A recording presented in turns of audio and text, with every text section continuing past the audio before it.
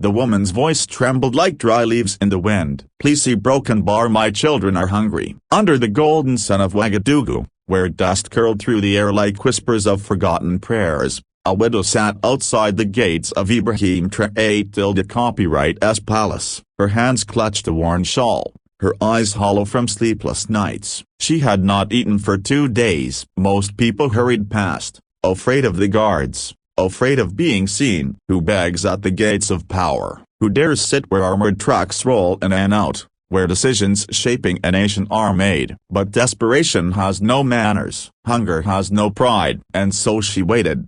Inside, President Ibrahim Traoré copyright, the young leader often portrayed as hard and unyielding, was leaving a meeting. Papers clutched in his hand, his face set in stone, his aides moved like shadows around him. To them, the widow outside was invisible, but to him, she was not. Through the tall gates, he saw her sitting in the dust, lips moving in silent prayer. Something about the sight pierced him, not because she was the first widow he had seen, but because she reminded him of his own mother, who had once stood in lines for food when times were harsh.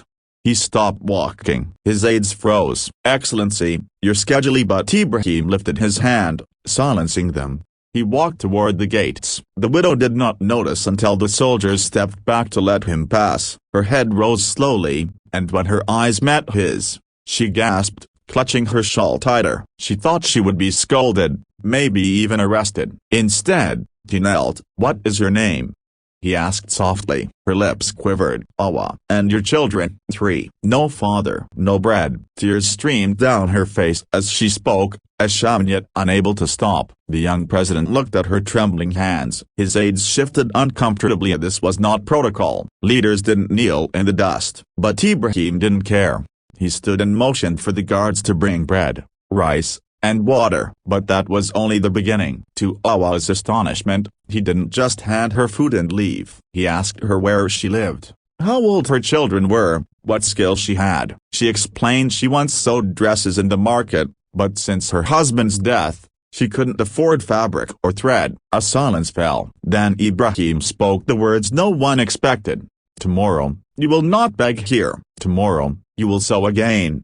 The next morning, as the city buzzed with gossip about what had happened, a government truck pulled up to Awa's neighborhood. Inside were sewing machines, cloth, and a small grant in her name. Ibrahim had instructed his staff to set her up with a workspace in the market, giving her not just survival but dignity. At first, people doubted it. They thought it was just for show. But weeks later, there she was, Awa, sitting proudly in the market, stitching bright dresses for little girls and elegant robes for men. Her children no longer begged. They went to school with full stomachs. Months later, when a journalist from abroad asked Ibrahim why he had stopped for that widow, his answer stunned them. Because power means nothing if it cannot kneel to the people. The story of Awa spread like wildfire, not because of politics, not because of speeches, but because it showed something rare, that compassion at the highest level can change a life at the lowest. The emotional climax came when Awa, holding her youngest child on her hip, stood outside the palace again, not to beg, but to thank. With tears in her eyes, she lifted the dress she had sewn with her own hands and gifted it to the president's mother. In that moment, even the soldiers wiped their eyes. And so, a single act of kindness multiplied. Other widows in her community began receiving sewing machines, food, and training. What began as one woman's desperate cry turned into a movement of empowerment. The world is full of stories of leaders ignoring the cries of the poor, but this one reminds us, kindness does not weaken power, it defines it. And Awa's story, it is not just hers anymore. It belongs to every mother who has ever prayed for bread, every child who has ever slept hungry, and every leader who dares to remember that the strongest hands are those that lift others up. They say the gates of power are built to keep the poor out a broken bar. But on that day in Ouagadougou, a widow's tears broke through walls that no soldier or tank ever could. Her name was Awa. Her children were starving, and she was about to discover that sometimes a power kneels to the powerless. At my diaris's Sedilla, Scene 1, the desperation. The palace loomed like a fortress of stone. Guards with rifles stood tall, trucks rumbled in and out, and ministers whispered inside cool offices. And there, in the dust, sat Awa. Her shawl was torn, her feet bare, her voice trembling. "Please see broken bar, my children have not eaten." Most people avoided her. They hurried past, afraid of the soldiers, afraid of shame. After Allah, who dares to beg at the palace of Ibrahim Traoré tilde copyright, the young captain who had risen to power like fire through dry grass. But hunger makes the bold out of the broken. Autistic my Diaris's Sedilla, Scene 2, the unexpected pause. Inside, the president was leaving a tense meeting. His face was hard, his mind busy with matters of war, sanctions, and politics. And in a broken bar he saw her through the gates, his eyes locked on the widow in the dust. Something in her posture struck him. It wasn't just poverty, it was prayer. Silent, desperate prayer. He stopped walking. His aides froze. "Excellency, your schedule," one whispered nervously. But Ibrahim raised his hand, and to everyone's shock, he walked straight to the gates. The soldiers shifted uneasily. This was not in the script. Leaders don't kneel in the dirt. But in a broken bar Ibrahim did exactly that. He knelt. "What is your name?" he asked gently. The widow gasped. "Awa, a broken bar. My name is Awa." "And your children?" "3, she whispered, choking back sobs. "No father, no bread, nothing left." Autistic my Diaris's Sedilla, Scene 3, the promise. He didn't scold her. He didn't wave her away. Instead, Ibrahim ordered food and water brought immediately. But he didn't stop there. He asked her what she used to do before life broke her spirit. With trembling lips, she explained, "A broken bar. I used to sew dresses in the market. But after my husband died, I had no thread, no cloth, no machine." Ibrahim nodded slowly. Then he said words that would change her life forever. "Tomorrow, you will not beg. Tomorrow, a broken bar you will sew again." Autistic my Diaris's Sedilla, Scene 4, the miracle. The next morning, Awa's neighborhood stirred with disbelief. A government truck pulled up. Out came sewing machines, bundles of colorful fabric, and a small grant in her name. By the end of the week, Awa was sitting proudly in the market again, her fingers stitching life back into cloth, her children's laughter replacing their cries. And people whispered, "This is not charity, this is dignity."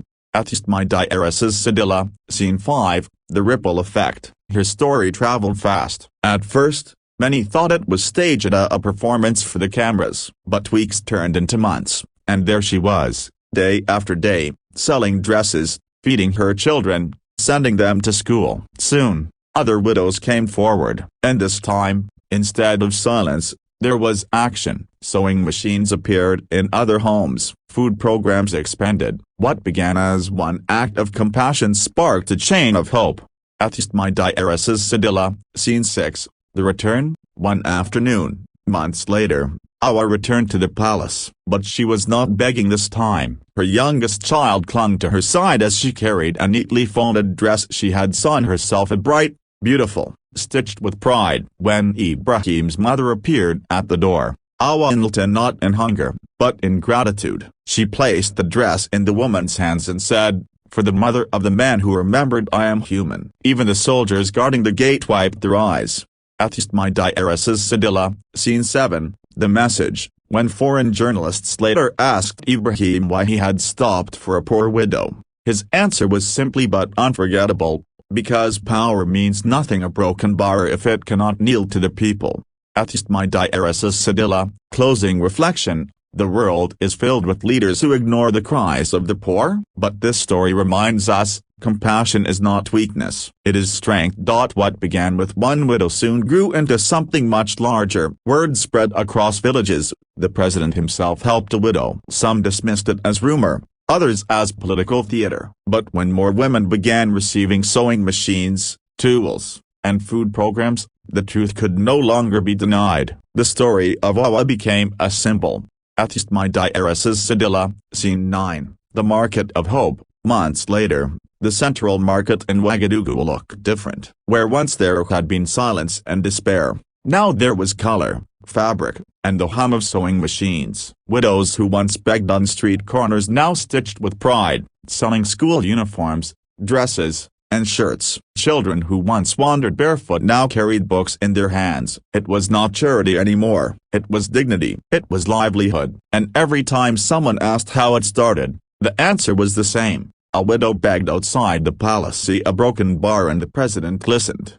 Autistic my diaries Sedilla, Scene 10. Awa's transformation. For Awa, life had changed beyond recognition. Her children were growing strong, their cheeks full again, their laughter filling their tiny home. Her eldest daughter, Mariam, had begun to dream, "Oh mama, one day I want to be a teacher." One evening, as she stitched under the glow of a lantern, Awa whispered to herself, "Once, I begged for bread. Now, I create with my hands. My husband is gone, but my children have a future."